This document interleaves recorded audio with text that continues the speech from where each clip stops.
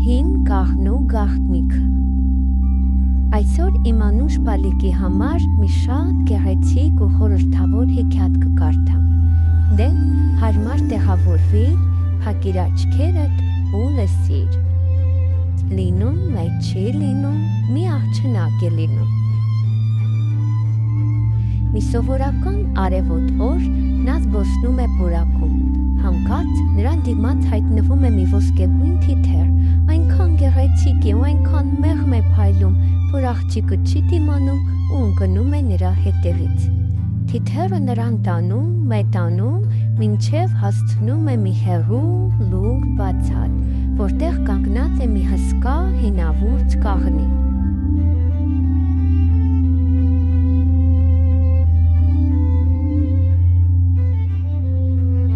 Աղջիկը նստում է ծառի տակ, բացում է իր գիրքը և սկսում է կարդալ մի հին լեգենդ։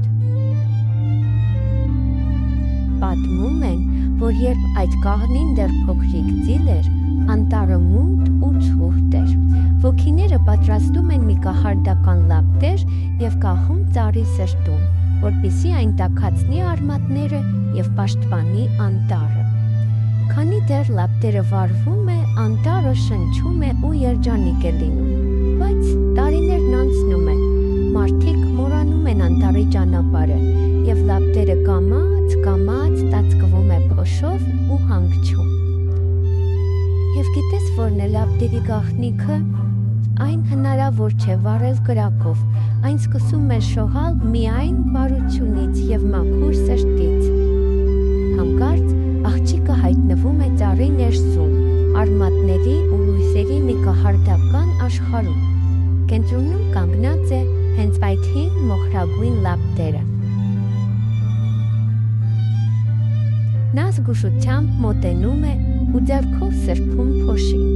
ու հենց այդ պահին հրաշքը սկսվում է։ Լապտերը սկսում է շողալ։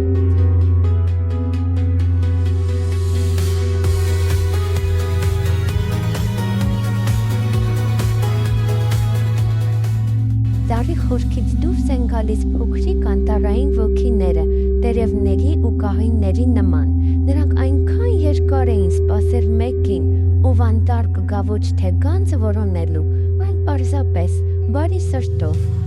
Երբ լապտերը վառվում է, ծառի արմատները կենդանանում են, և հին կաղնին կրկին սկսում է շնչել։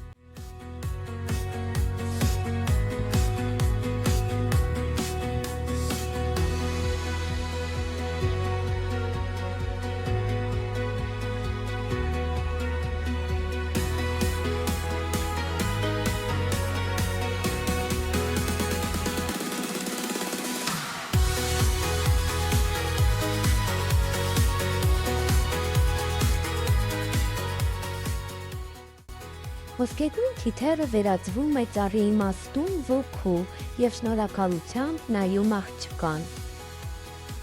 Արթնանալիս աղջիկը իր ափի մեջ տեսնում է մի փոքրիկ լուսավոր կաղին և հասկանում է, որ անտառն իրեն վստահել է իր գաղտնիքը։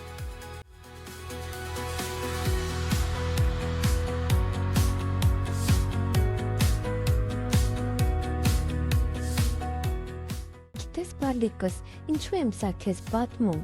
Մարդիկ հաճախ հրաշքներ են փնտրում դրսում, սարերի ու ձորերի հետևում,